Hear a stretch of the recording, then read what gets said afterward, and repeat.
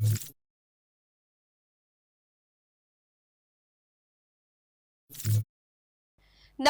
હું છું પ્રિયા અને તમે જોઈ રહ્યા છો જનતા કી જાણકારી ન્યૂઝ। નજર કરીએ આજના સમાચારો। શાપર વેરાવળમાં બાળ વિજ્ઞાન પ્રદર્શન 2025-26નું ભવ્ય આયોજન। શાપર વેરાવળ ખાતે આવેલ કોરાટ સ્કૂલમાં બાળ વિજ્ઞાન પ્રદર્શન 2025-26નું આયોજન કરવામાં આવ્યું હતું।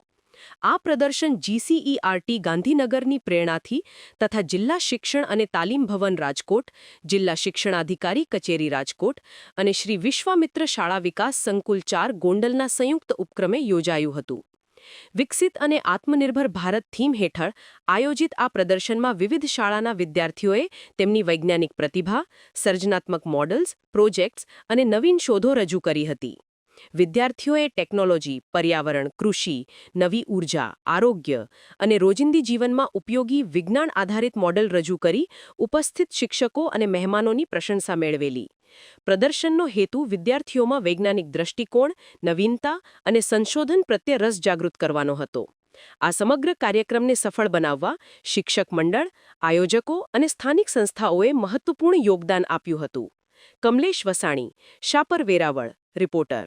GCERT ગાંધીનગર, જિલ્લા શિક્ષણ અને તાલીમ ભવન રાજકોટ, જિલ્લા શિક્ષણાધિકારી કચેરી રાજકોટ અને વિશ્વામિત્ર શાળા વિકાસ સંકુલ ગોંડલ અને કોટલા સાંગાણી તાલુકાના સંયુક્ત ઉપક્રમમાં આજ રોજ 15/11/25ના રોજ વિશ્વામિત્ર શાળા વિકાસ સંકુલની આશરે 40 થી 45 જેટલી શાળાઓનું ગણિત વિજ્ઞાન પર્યાવરણ પ્રદર્શન મહા શારદા વિદ્યાલય અને કોરાટ વિદ્યાલય શાપર ખાતે યોજવામાં આવ્યું। તેમાં જુદી જુદી શાળાના 45 જેટલા શાળાઓના બાળ વૈજ્ઞાનિકોએ અલગ અલગ પ્રકારની કૃતિઓ રજૂ કરવામાં આવી।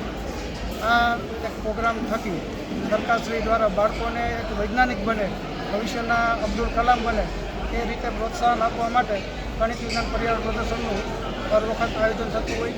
એમાં જુદા જુદા 5 વિભાગમાં કૃતિઓ રજૂ કરવામાં આવેલી છે।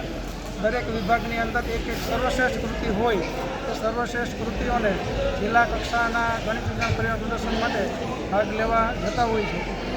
સમગ્ર આયોજન વિશ્વામિત્ર શાળા વિકાસ સંકુલ ગોંડલની ટીમ દ્વારા કરવામાં આવતું હોય છે અને ભવિષ્યના બાળ વૈજ્ઞાનિકો આ કાર્યક્રમ થકી ઉત્પન્ન થતા હોય છે। નમસ્કાર, મારું નામ વાડુકિયા યોગિતા છે। હું ધોરણ 10માં અભ્યાસ કરી રહી છું। મારી શાળાનું નામ યુડી કથિરિયા હાઈસ્કૂલ છે। અમે અહીંયા આજે ગણિત વિજ્ઞાન પ્રદર્શનના મેળામાં આવ્યા છીએ।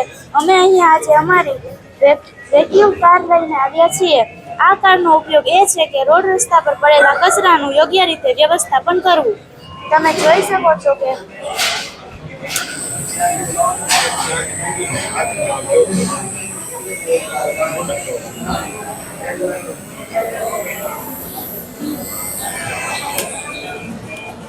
આ જ રચના આપણે કાર, ટ્રક, બસ એવા મોટા મોટા વાહનોમાં કરી શકીએ છીએ, જેથી કરીને કચરાનું યોગ્ય રીતે વ્યવસ્થાપન થઈ શકે।